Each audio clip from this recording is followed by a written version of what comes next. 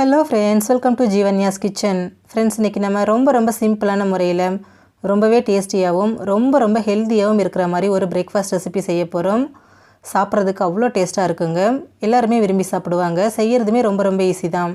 இது எப்படி செய்கிறதுங்கிறத பார்க்குறதுக்கு முன்னாடி நம்ம சேனல் ஜீவன்யாஸ் கிச்சனை மறக்காமல் சப்ஸ்கிரைப் பண்ணி பக்கத்தில் இருக்க பெல் சிம்பிளையும் கிளிக் பண்ணிக்கோங்க.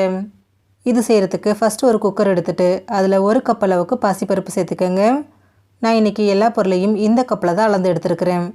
இப்போது அதே கப்பில் 3/4 கப் அளவுக்கு மாவு ஜவ்வரிசி சேர்த்துக்கோங்க. சேர்த்துட்டு இது 2-3 தடவை நல்லா கழுவி எடுத்துருங்க. கழுவி எடுத்ததுக்கப்புறமா இதில் 1 வெங்காயம் பொடியாக நறுக்கினது, 1 தக்காளி பொடியாக நறுக்கினது, 1 கேரட் பொடியாக நறுக்கினது, நம்ம பாசிப்பருப்பு எடுத்துடலாங்களா அதே கப்பில் 1 கப் அளவுக்கு ஃப்ரோசன் பச்சை பட்டாணி சேர்த்துக்கிறேன். இது வீட்லேயே ரெடி பண்ணுது.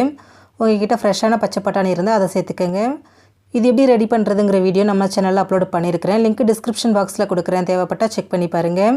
கூடவே கொஞ்சமாக முருங்கைக்கீரையை கழுவி சேர்த்துக்கோங்க. 1 பச்சை மிளகாய் உடச்சி சேர்த்துக்கோங்க. 1 டீஸ்பூன் இஞ்சி பொடியை நறுக்கினது, 5 பல் பூண்டு, 1 டீஸ்பூன் மிளகு, 1/4 டீஸ்பூன் மஞ்சள் தூள், 1 டீஸ்பூன் சாம்பார் பொடி, 2 டீஸ்பூன் அளவுக்கு கல்லுப்பு சேர்த்துக்கிறேன். கூடவே தேவையான அளவு தண்ணி. எந்த கப்பில் நீங்கள் பாசிப்பருப்பு எடுத்தீங்களோ அதே கப்பில் 5.5 கப் அளவுக்கு தண்ணி சேர்த்துக்கோங்க. சேர்த்துட்டு இது எல்லாத்தையும் நல்லா ஒரு தடவை ஒன்று சேர்த்து கலந்து விட்டுருங்க. பாருங்கள், நல்லா மிக்ஸ் பண்ணியாச்சு. இப்போ குக்கரை மூடி போட்டுருங்க. மூடி போட்டுட்டு ஸ்டவ்வை மீடியம் ஃப்ளேமில் வச்சுட்டு ஒரு 3-4 விசில் விட்டு எடுத்துக்கோங்க. நல்லா வெந்து வரட்டும். ஒரு 3 விசில் விட்டு நல்லா ப்ரெஷர் தானாக ரிலீஸ் ஆனதுக்கப்புறமா ஓப்பன் பண்ணிக்கிறேன். பாருங்கள், எல்லாமே நல்லா சாஃப்டாக நல்லா மசிஞ்சு வெந்து வந்திருக்கு. தண்ணியும் கரெக்டாக இருக்குது. இப்போ இதை கொஞ்சமாக மசிச்சிக்கலாங்க. நான் இன்றைக்கி பொட்டேட்டோ மேஷர் வச்சு மசிக்கிறேன். நீங்கள் இதுக்கு பதிலாக மத்து வச்சு கூட மசிச்சிக்கலாம். ரொம்ப குழைய மசிக்கக்கூடாது. அந்த காயெல்லாம் ஒன்றும் பாதியமாக மசிகிற அளவுக்கு மட்டும் மசிச்சு விடுங்க போதும்.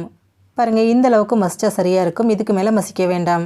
இதை நீங்கள் அப்படியே சாப்பிட கொடுக்கலாம். ரொம்ப டேஸ்ட்டாகவும் ஹெல்த்தியாகவும் இருக்கும். இப்போ ஸ்டவ் ஆன் பண்ணிக்கோங்க. ஆன் பண்ணிவிட்டு இதில் 1 கப் அளவுக்கு ராகி மாவு எடுத்துக்கோங்க.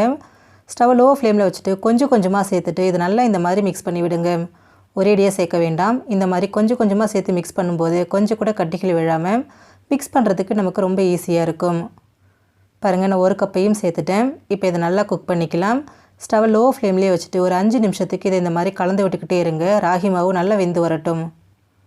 பாருங்கள், 5 நிமிஷம் போல் ஆயிருக்கு. நல்லா வெந்துருச்சு. கன்சிஸ்டன்சியும் ரொம்ப பர்ஃபெக்டாக இருக்குது.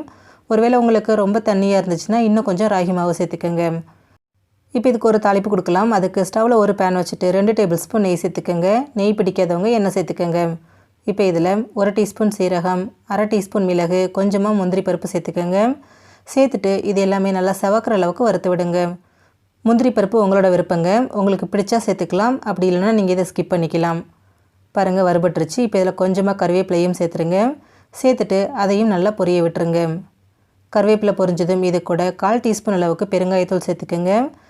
சேர்த்துட்டு இதையும் நல்லா பொரிய விட்டுருங்க. கருகிடக்கூடாது. லைட்டாக இந்த மாதிரி கலந்து விட்டால் போதும். இப்போ இதை அப்படியே டிஃபனோட சேர்த்துருங்க. கூடவே கொஞ்சமாக பொடியை நறுக்கின மல்லி இலையும் சேர்த்துக்கோங்க. சேர்த்துட்டு இது எல்லாத்தையும் நல்லா ஒன்று சேர்த்து கலந்து விட்டுருங்க. கலந்துட்டு இதை சுட சர்வ் பண்ணிக்கலாம். சைட் டிஷ்லாம் எதுவுமே தேவையில்லை, அப்படியே சாப்பிட்லாங்க. ரொம்ப சிம்பிளான முறையில் ராகி மாவில் ஹெல்த்தியான ஒரு பிரேக்ஃபாஸ்ட் ரெசிபி நமக்கு ரெடி ஆகிடுச்சு. ஃப்ரெண்ட்ஸ், நீங்களும் இதை ட்ரை பண்ணி பாருங்கள். ட்ரை பண்ணிவிட்டு உங்களோட எக்ஸ்பீரியன்ஸை மறக்காமல் கமெண்ட் பாக்ஸில் கமெண்ட் பண்ணுங்கள். நம்ம வீடியோக்கு ஒரு லைக் கொடுத்துட்டு உங்கள் ஃப்ரெண்ட்ஸ் அண்ட் ஃபேமிலி மெம்பர்ஸோட ஷேர் பண்ணிக்கோங்க. நம்ம சேனலில் ஃபஸ்ட் டைம் பார்க்குறவங்க மறக்காமல் சப்ஸ்கிரைப் பண்ணி பக்கத்தில் இருக்க பெல் சிம்பிளையும் கிளிக் பண்ணிக்கோங்க. அப்போ தான் நான் போடுற வீடியோஸோட நோட்டிஃபிகேஷன்ஸ் உடனுக்குடனே உங்களுக்கு வரும். தேங்க்யூ.